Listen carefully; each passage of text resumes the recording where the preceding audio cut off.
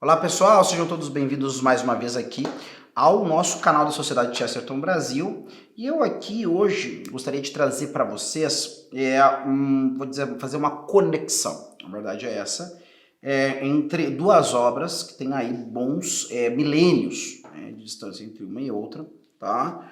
Mas bem guardadas devidas proporções, como se diria em latim, mutatis mutandis, né? Entre a crítica literária de Chesterton, especialmente aqui nesse livro, publicado por nós aqui no Brasil em português, que é Charles Dickens, Biografia e Estudos Reunidos, do Chesterton. Né? E aqui nós temos o Chesterton, que é um dos maiores escritores. Quando eu falo escritor, às vezes as pessoas relacionam muito com escritor de escrita ficcional. Eu guardo muito presente uma certa conclusão que chegamos num projeto que não teve continuidade, mas que bem interessante o resultado que teve, né? Que foi uma espécie de podcast nosso da Sociedade Chesterton Brasil, onde a gente chegou ali muito claramente a essa percepção de o Chesterton como escritor, um escritor integral, a gente poderia comentar, né? Inclusive, era essa a sensação da sociedade do seu tempo, de pessoas dedicadas ao texto, escritores, viam no Chesterton um homem muito capaz, certo? Claro que ele não é um homem, né, acima de qualquer crítica, aliás, foi bastante criticado. Alguns comentavam que o estilo dele poderia ser repetitivo algumas vezes, nas questões de jogos de palavras, usos de figuras de linguagens paradoxais, por exemplo. Né? Mas, ainda assim, independente de qualquer coisa, um grande escritor respeitado já no seu tempo e posteriormente também, como vocês sabem. Tá? Então nós temos aqui esse livro onde o Chesterton vai falar do maior escritor de um dos períodos mais abundantes, mais férteis, né, de escrita literária e de outras escritas também, que é o Charles Dickens. Inclusive, pensando, né, alguns autores às vezes fazem sucesso, e é claro, a gente percebe isso muito claramente. Algumas pessoas que fazem sucesso, um sucesso amplo, um sucesso permanente, a gente pode perceber o sabor de grandes autores nelas. Tá? Então, por exemplo, esse último grande sucesso, né, total aí, que foi Harry Potter, o Roger Scruton comentou, olha, uma das coisas que nós amamos muito em Harry Potter é o sabor dickensiano, né? Sabor de algo de Charles Dickens dentro da obra. E é verdade, é um órfão, então a gente lembra do Pip, do Grandes Esperanças, a gente vai lembrar, né, de personagens do próprio David Copperfield e assim por diante, de outros personagens, certo? Então isso. E é claro, a gente precisa sempre quando vamos tratar, especialmente de alguma habilidade que nós temos por parte de alguém, é interessante que em algum momento a gente volte às origens de quem criou aquela arte ou aquele caminho de conhecimento. Então, por isso, a minha proposta de trazer um pouco para vocês sobre a arte poética, tá? Do Aristóteles, certo? E aqui eu também chamo a atenção para dois projetos que estão hoje concomitantes aí, certo? Um deles é a questão da poética de Chesterton, que é o nosso esforço de falarmos sobre esse talento literário de Chesterton e o emprego que Chesterton faz da literatura em função da verdade ou das propostas da visão de mundo dele. Né? Isso que a gente encontra em textos como Ortodoxia, Hereges, O Homem Eterno e assim por diante. A gente vai encontrar também, refletindo em algum grau, nos dramas que o Chesterton representa na sua literatura. Tá? E aí alguém poderia comentar, necessariamente todo mundo que escreve vai ser um crítico literário hábil? E aí, bom, essa é a grande pergunta. A primeira coisa, a gente teria que definir o que é um crítico literário hábil. Né? Depende, eu acredito que existem mais de uma postura crítica em termos de literatura e que podem ser complementares. Né? Mas, sem dúvida alguma, Chesterton é um homem que tem a sua visão e os seus argumentos a favor dela quando o assunto é literatura, tá? Especialmente literatura. Né? De maneira que, para alguns, Chesterton pelo menos para um autor pelo menos que eu encontrei, que é o Ian Kerr, ele é genial em dois campos e um deles é o campo da crítica literária. Tá? E para quem não conhece nada de crítica literária, basta saber o seguinte, a gente pode dizer praticamente que ela teve seu origem, né, em alguns critérios muito fundamentais dados por Aristóteles nesse livro. Tá? e depois o desenvolvimento dela se dá ao longo do tempo até os dias de hoje, certo? E qual é a ideia? Em parte, a crítica literária vai tentar fazer o quê? Entender como, sobre alguns critérios, né, aquele autor desencumbiu, né, conseguiu realizar de maneira mais completa ou menos, certo? O seu objetivo de entregar, né, aos seus leitores uma experiência, certo, de um mundo possível, ou seja, de uma realidade factível. Não é factível que realmente as coisas poderiam ter acontecido dessa forma, tá? Mas sem nenhum compromisso com a atualidade disso, ou seja, eu não tenho nenhum compromisso com aquilo tendo realmente acontecido. Diferente do historiador, né? O historiador, ele sim, o historiador ele vem entregar pra gente uma narrativa que ele quer nos convencer de sim, as coisas não só podem ter acontecido assim, como provavelmente aconteceram, e a minha posição é que aconteceram desta forma. E aqui está o meu argumento. Chesterton também se aventura nesse campo, né, da história, sobretudo quando o assunto é a biografia. A gente quase pode colocar como um subgênero da história. A biografia também tem esse compromisso com os fatos do passado da vida de uma pessoa, só que, né, com esse recorte pessoal, não está preocupado tanto com o contexto, com toda a sociedade, tá? A literatura é diferente disso. A literatura, ela está buscando o quê? Nos apresentar um mundo possível, já de arrancado, nos dizendo, olha, isso aqui não tem nenhum compromisso com o mundo real, o mundo atual, como diriam os filósofos, certo? E, inclusive, algumas vezes até tem obras que, sabendo que paralelos podem se dar ou se dão na história ou na realidade, tem um aviso já no começo do filme, que é assim, olha, essa é uma obra de ficção. Qualquer semelhança com personagens reais é mera coincidência. Tá? A princípio é isso. Se acontecer uma semelhança com um personagem real, coisa do tipo, é mera coincidência.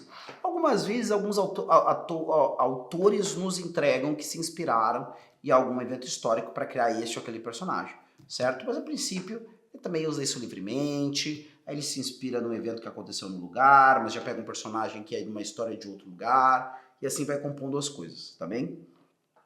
Porém, isso não quer dizer que vale tudo, que não tem nenhuma objetividade dentro disso aí, né? Dentro dessa arte, né, do mundo possível, mas que não aconteceu, ou pelo menos não tem compromisso de acontecer. E o começo da análise disso é com a figura do Aristóteles, tá?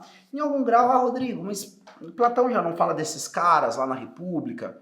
Platão já não vai falar sobre a questão do poeta? Platão já não vai lá, né, escalavrar os caras lá, dizendo que eles erram sobre os deuses, sobre a verdade filosófica e sobre tudo? De fato, né? Alguns diriam, inclusive, que... Alguns não, essa opinião tem nome e sobrenome, tá? Mas existe a opinião de que o Tolkien, em algum grau, nas suas obras de ensaio literário, está respondendo a Aristóteles quando fala que não teria lugar dentro da República, né, para o poeta, para, né, o Aedo, esses caras que cantavam os mitos e assim por diante, certo? Já a figura de Aristóteles pensa uma outra coisa. Já a figura de Aristóteles pensa que existe sim um papel, sobretudo para aquilo que nós conhecemos como teatro grego. O exemplo que ele vai usar aqui, inclusive na arte poética, é o exemplo da famoso, né, que é a tragédia de Édipo, o Tirano, né, conhecido muito por Édipo Rei, tá? Mas o título original, se não me falha a memória, é Édipo Tirano. Tem suas explicações, sobretudo porque ele não é o rei legítimo daquele território, mas assim por diante, tá? Então, o que Aristóteles vai nos dizer? Aristóteles vai nos colocar diante da necessidade de a gente purificar, viver certos sentimentos ao qual nós temos uma tensão em nós para vivermos. Tá? Alguém me comentava, inclusive, outro dia, que para, de alguma forma, desforrar, né, a vontade grande que tinha de algumas vezes responder a irritações que as pessoas lhe provocavam com uma bela tunda de laço, né, com uma surra, a pessoa assistia filmes que tinha luta, assistia filmes onde tinha pancadaria. E aí, de alguma forma, vendo aquela pancadaria acontecendo, ou vendo aquele personagem, né, mostrando quem mandava através do ato violento, as pessoas sentiam, né, um alívio, né, um sossego, e assim por diante. Esse é o tipo de sentimento, né, que em algum grau também pode se referir àquelas coisas que aparecem dentro da tragédia, por exemplo. Né? A pessoa vive de maneira imaginativa aquela experiência. Tá? E qual é a grande... Por que é uma coisa muito importante isso que a gente está falando aqui, quando nós falamos do Chesterton e de por que você deveria considerar o Chesterton um autor mais qualificado quando o assunto é antropologia, ou mesmo o homem à luz da religião, pelo fato dele ser um cara que empenhava a escrita literária para expressar também suas ideias filosóficas, e um cara que entendia muito bem de crítica literária. Bom, vamos lá. Em grande parte, porque esse conhecimento e essa capacidade para a literatura está falando de necessidades e dramas muito humanos, né? Então, ou seja, ele é um sujeito que ele tem um conhecimento muito grande acerca do que é o ser humano mediante essa experiência de escrever sobre o ser humano. Então, Chesterton está atacando por todos os lados. Ele tem um conhecimento filosófico, ele tem um conhecimento experiencial bastante grande, porque o Chesterton era um sujeito sociável, convivia em meio à sociedade, conhecia todo tipo de gente, mas ele também tem essa experiência através da literatura, né? E essa experiência literária de Chesterton, tá, vai lhe dar a capacidade de imaginar os vários contextos onde o ser humano pode se encontrar. Onde ele exerce isso de uma maneira espetacular, na minha opinião, é aqui com o nosso Padre Brown, certo? Então, ali com o Padre Brown, ele vai pensando os vários lugares aonde o Padre Brown vai encontrando em meio aos seus crimes, né, ou melhor, os crimes que ele investiga, as diversas formas de errar do ser humano. Tá? E várias delas são muito factíveis. Se você fizer a experiência de ler Padre Brown, qualquer uma das coletâneas, ou todas as 5 coletâneas que compõem a obra completa com o personagem Padre Brown, você vai perceber que em vários momentos, surpreendentemente, você não tinha pensado sobre aquela situação humana, ou você não tinha pensado sobre aquele tipo de erro. O Chesterton te apresenta aquilo ali, pode ser até numa realidade um pouco fantástica, de eventos um pouco improváveis, ou muito até, mas quando a voz do Padre Brown te explicar a lógica que estava por trás, né, dos acontecimentos que são descritos ali, você vai parar e vai pensar, poxa, mas faz sentido. Ah não, teve situação tal que realmente foi isso que aconteceu. Ou tal evento que aconteceu na minha vida, nossa, eu acho que isso aqui talvez pudesse explicar aquilo. Vocês entendem? Então, quando existe esse nível de qualidade dentro da escrita literária de um autor, tá? A gente consegue perceber que esse cara entende o que é o ser humano, tá? Ou entende bastante bem, apesar que ninguém é perfeito, e não é que o cara vai entender tudo, mas ele entende muito bem, muito mais do que a média, ou mesmo muito mais do que aquela minoria de pessoas letradas e realmente estudiosas. Isso é tão verdadeiro que se a gente parar para pensar, ele consegue, né, com poucas leituras em relação aos verdadeiros especialistas, e o assunto que eu coloco aqui é o assunto de Santo Tomás, certo?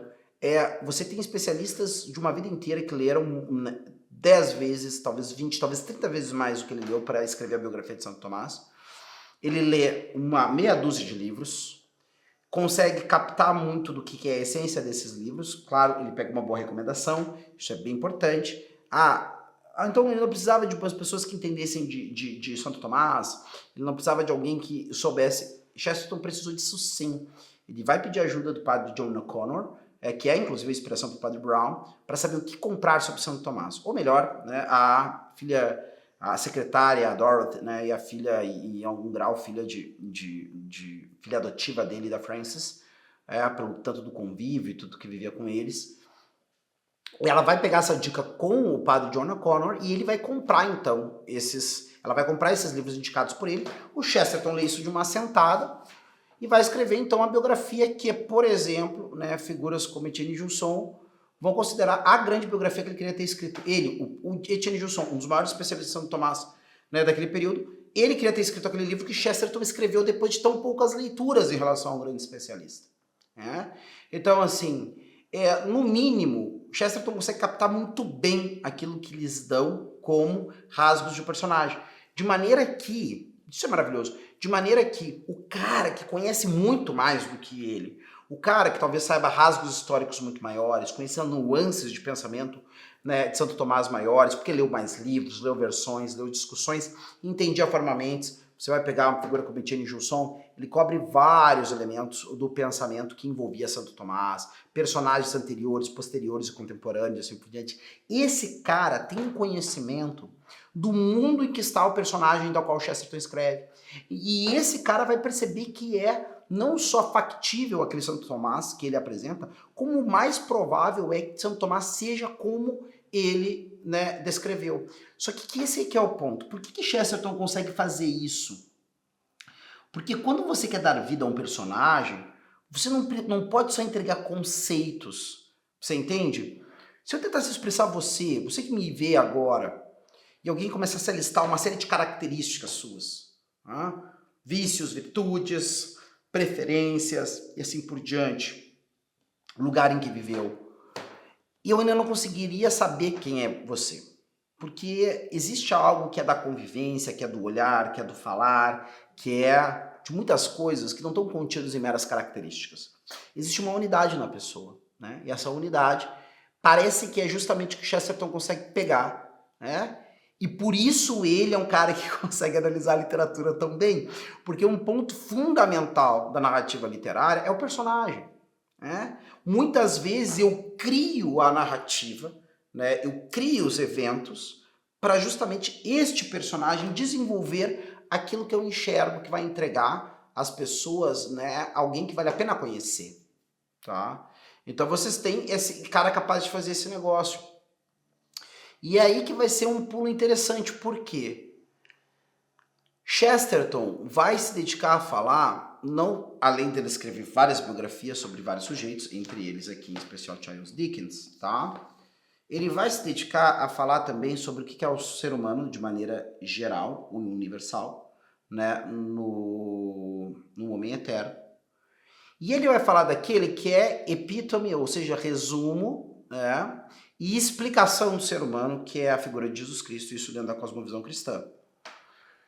E dá para confiar que Chesterton é um cara capaz de fazer isso, porque ele justamente trata, ele sabe não só reconhecer as características da pessoa, mas perceber como é que unidade resulta dessas características, relacionando elas com os lugares históricos, com as coisas que a pessoa fez e assim por diante. Então, isso deveria ser uma característica para nós que aumentasse a credibilidade de Chesterton. O que também deveria fazer que nós pudéssemos ansiar também agora por esse próximo lançamento que teremos, certo? Que é o que eu vi na América, justamente porque se Chesterton consegue enxergar de maneira tão clara e tão lúcida aquilo que é o ser humano na sua universalidade, aquilo que ele compõe como unidade, a gente sabe que, em grande parte, as sociedades e os países têm também características que são quase personalizáveis, né? Ainda que é claro que como unidade, como nação, também, né, existem complexidades e diferenças, que também se eu tentar unificar de uma maneira meio, né, boba, eu posso causar generalizações que mais atrapalham do que ajudam. Só que talvez eu tenha a nítida impressão de que que o Chesterton consegue, no mínimo uma visão única, mas isso é meio besta de dizer, né? Tem coisas que são únicas e justamente únicas de uma forma muito negativa. Mas tudo que nós caminhamos até agora, certo? E lendo, estudando, ouvindo falar sobre Chesterton, só nos faz pensar uma coisa, que Chesterton ali também conseguiu olhar para o que é o povo americano, né? E assim, gente, quem está interessado agora sobre os desdobramentos das eleições que vão haver nos Estados Unidos, como é que os Estados Unidos passa de um determinado estado de cultura para outro, como é que é possível certas eleições depois outras e assim por diante, vai encontrar nesse livro, certo, um subsídio inigualável. Porque muito provavelmente poucas pessoas conseguiram sacar coisas sobre a índole dos Estados Unidos, já pensando tudo que Chesterton já tinha lido sobre a história dos Estados Unidos e literatura norte-americana antes mesmo de visitar os Estados Unidos. Mas vejam você, agora a gente está chegando, por isso que esse livro é único, agora a gente está chegando na última peça que em tese faltava para o Chesterton, que é ver o americano convivendo nessa sociedade com suas instituições e assim por diante, onde ele vai unificar, né, tudo que ele já sabia e ainda as coisas que ele vai aprender lá, né, e conhecer, e vai entregar para nós esse relato acerca que nunca é só um relato. Tem pessoas que são assim, né? Ah, não, vou fazer um relato de viagem. A pessoa não consegue sair da coisa assim. Ah, descreveu o restaurante que fez, descreveu não sei o que mais. Aí ela conta um monte de dados práticos e beleza. Talvez seja um ótimo guia para você ir lá e conhecer os mesmos lugares. Mas ela não consegue, algumas vezes, inferir, né, que isso tem a ver com esse espírito, que essa situação causou essa tendência nela, que esse restaurante só existe aqui porque antes havia um grupo humano tal que tinha essas características, não consegue ir nesse longe. E o Chesterton é justamente o contrário disso. É justamente essa parte que tanta gente não consegue alcançar, que é justamente o fino, aquilo que o Chesterton melhor consegue desincumbir nas várias coisas. Aquilo que há de mais universal e ao mesmo tempo mais particular, nessa unidade pessoal, seja de povos, seja de pessoas, seja de instituições, assim por diante. Então, assim, se você é interessado, né, na história e cultura dos Estados Unidos, certo? Esse é um livro indispensável. Se você não é um cara obviamente interessado e gostaria de ler uma obra para ter uma referência acerca da índole, estilo e características da cultura norte-americana, eu também recomendaria que essa é a sua obra. Essa é a sua obra para ler, é a sua obra para ter na estante, né? Talvez você leia mais uma ou duas aí, mas Chesterton provavelmente vai ser a toada na qual você, depois de ler essa obra, vai olhar todas as outras, certo? Então esse é um investimento único, tá? Por fim, né, vale a pena falar que dá para entender, né, o que aconteceu. É interessante que a gente ouça falar dos Estados Unidos de maneira tão proeminente quando o Reino Unido conseguiu. Isso até é uma coisa que é muito curioso, né? Em determinado momento, o Reino Unido da Grã-Bretanha tinha sob a sua tutela, sob a sua posse, mais ou menos um quarto do globo. Quarto do globo é muita coisa. A gente vai olhar a África ali, a gente tem da África do Sul até o Egito praticamente um corredor inglês, né? Você tem Paquistão, Índia, e uma parte interessante da China pertencendo à Grã-Bretanha. Você tem toda a América do Norte, em determinado momento, pelo menos até a Revolução Americana. E tudo bem, a gente ouve falar do Canadá em algum grau, certo? Os países da África, né, aparecem talvez por motivos menos felizes para nós aqui do que realmente seria o justo, tá? Mas os Estados Unidos se destaca entre todos os outros, né? Isso não tem como dizer que não. E talvez de todos esses países, tá? A impressão que eu tenho é que os Estados Unidos nos entrega também, né, a literatura mais significativa. Talvez alguém pudesse dizer assim, não, Rodrigo, porque os caras são donos da bola, né? Então a gente vai falar mais dos autores deles, certo? Mas sem dúvida alguma isso também é uma característica. O quanto nós podemos falar de instituições inglesas nos Estados Unidos, mesmo de hoje. E eu acho que também que poucas pessoas poderiam nos falar disso de maneira tão qualificada como Chesterton, especialmente no campo da literatura, que é, para muitos, né, a única forma de renascimento que realmente chegou, né, no norte britânico, né, no norte no Reino Unido, tá certo? Então é isso, convido vocês a essas leituras, né, ambas com certeza vão enriquecer, né, a leitura de todas as outras suas obras, principalmente se você é fã de Dickens, ou se você quer conhecer o que é, né, uma crítica literária e uma análise de autor e obra bem feita, tá? Isso aqui é um negócio incontornável se você gosta de literatura e quer entender um pouco de crítica literária, e sobretudo convido você a se inteirar na nossa campanha de lançamento desse livro O Que Eu Vi na América, que é essa obra, a próxima obra de Chesterton que nós estaremos lançando aqui, tá bem? Se você ainda não curtiu esse vídeo, não deixe de curtir, se você gostou, evidentemente, não deixe também de compartilhar, e se não nos segue, passe a seguir ali e também se inscreva, aliás, né, seguir em outra rede, não deixe de se inscrever e também tocar no sininho para ser avisado dos próximos lançamentos, das próximas atividades aqui do nosso canal, está bem? Até a próxima, tchau, tchau!